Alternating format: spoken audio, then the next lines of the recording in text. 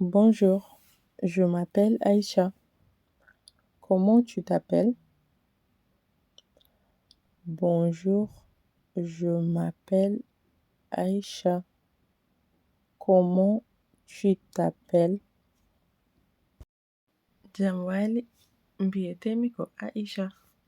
Anne no mbiyetata? Bonjour Aïcha, je m'appelle Ahmed. Bonjour Aïcha, je m'appelle Ahmed. Jamwali Aïcha, mbiyetemi ko Ahmed.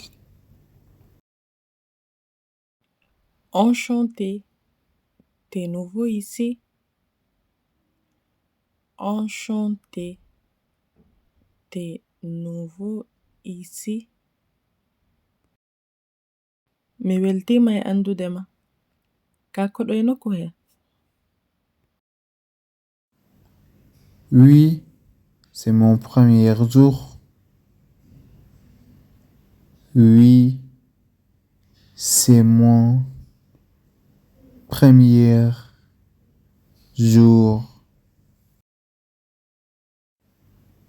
Ey, ko nyalawma am gadano.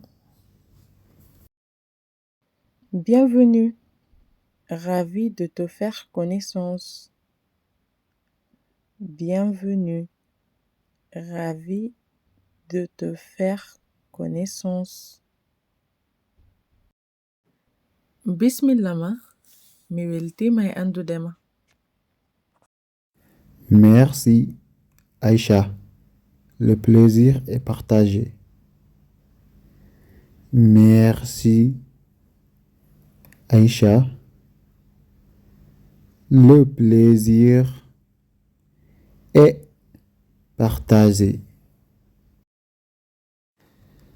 Ajarama Aïcha, ko enen dendi weltare nde.